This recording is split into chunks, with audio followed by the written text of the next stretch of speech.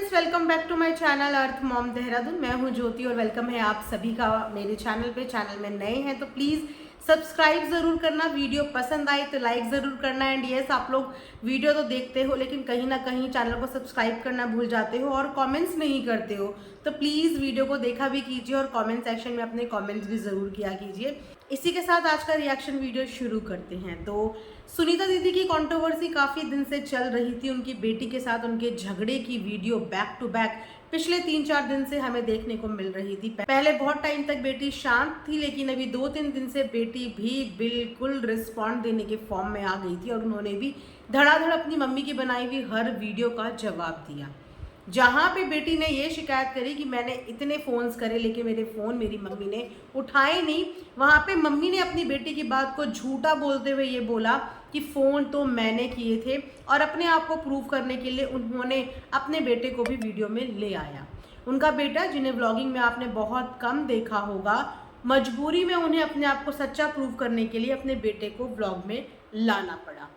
खैर, अपनी बहन और भांजी के बीच में इतनी लड़ाई झगड़ा देखते हुए वहां से सपना भी अपनी बहन से मिलने के लिए आ गए और उन्होंने भी एक व्लॉग के जरिए अपना मैसेज दिया कि मैं चाहती हूँ कि मैं भी वहां पे जा रही हूँ, बेटा तू भी आ जा और जो भी माँ के साथ तेरे गिले शिकवे हैं उसे खत्म कर दे।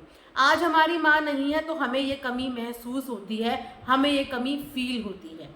उसके बाद वो भी अपनी बहन से मिलने के लिए अपनी बहन के घर आ गई और आज हो गया सोने पे सुहागा कि जहाँ पे सपना सुनीता हमें व्लॉग में एक साथ देखने को मिली, वहाँ पे इनके भाई यानी कि अरमान और कृतिका भी आज पहुँच गए अपनी बहनों से मिलने।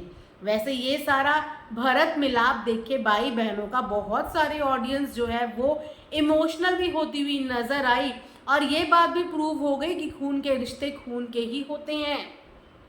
खून के रिश्तों के बीच में चाहे कितनी भी परेशानी आ जाए, चाहे कितने भी झगड़े आ जाए, लेकिन जब एक दूसरे के मुंह के आगे खड़े हो जाते हैं तो कोई किसी को भगा नहीं पाता। भले ही इस कंट्रोवर्सी के दौरान सबने अपने अपने एंड पे बहुत बड़ी बड़ी बातें बोली थी, मैं तेरी शक्ल नहीं देखूंगी, मेरे पास आना मत, मुझे ये मत करना, लेकिन जैसे ही एक दूसरे के सामने खड़े हुए ये भाई बहन, सबकी इमोशंस एक दूसरे के लिए निकल आए। सपना को भी गले लगाया अरमान ने, वहीं पे सुनीता को भी गले लगाया अरमान ने। और बहुत अच्छी बात अरमान मलिक की ये है कि जब भी बात परिवार की आती है वो अपना ईगो हर कुछ साइड में रख के पहल करके पहुंच जाते हैं।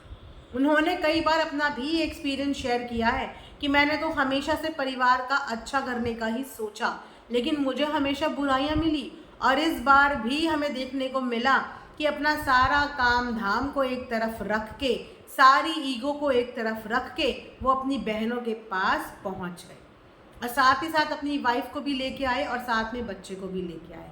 तो ये जेस्चर देख के मुझे अच्छा लगा। देखिए, जो परिवार बचाना चाहता है ना, वो झुकता भी है और मिलने मिलाने की कोशिश भी करता है।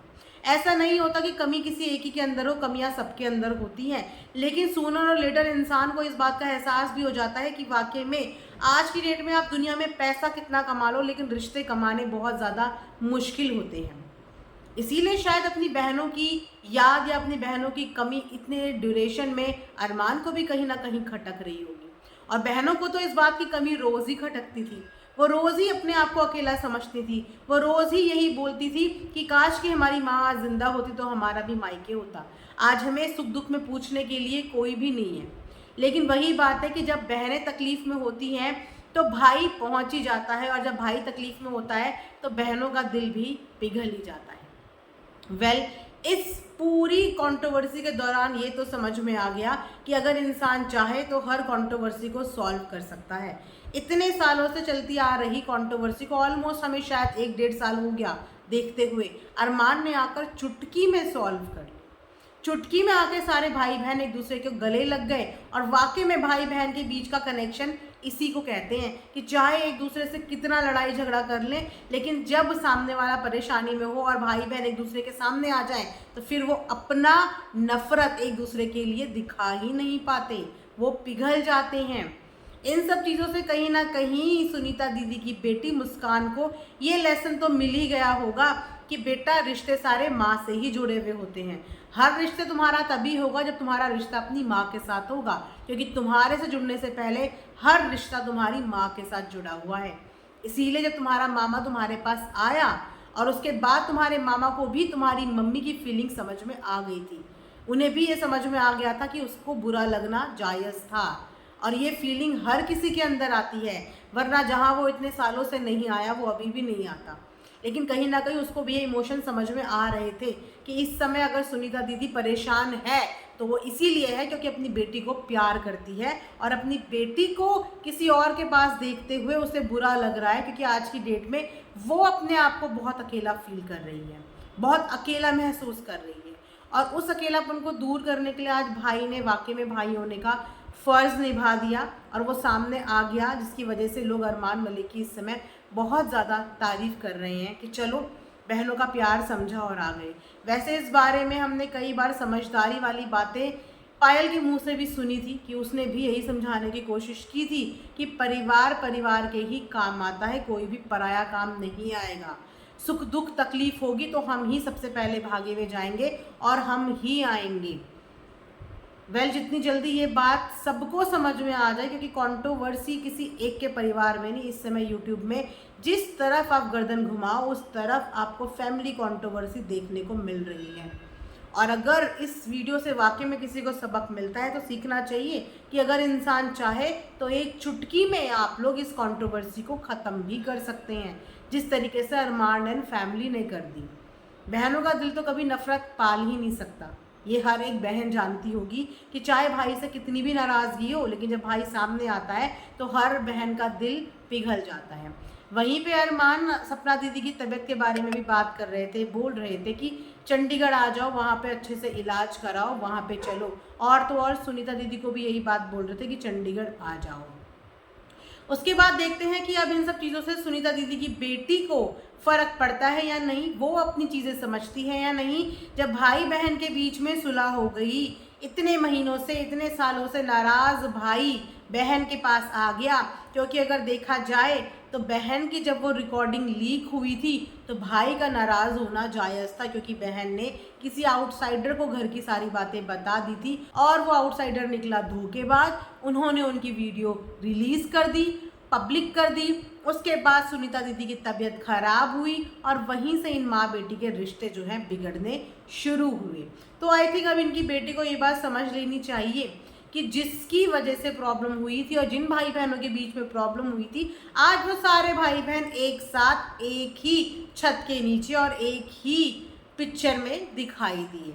तो अब क्या मुंह रह गया उस बेटी का जो पिछले 10 महीने से सिर्फ इसी वजह से अपनी मम्मी से बात नहीं कर रही थी। जब मम्मी आईसीयू में थी तो इस बेटी ने फ़ोन करके ये बोला था कि मम्मी ड्रामे कर रही है क्या, ये इनके भाई ने खुद व्लॉग में बताया है।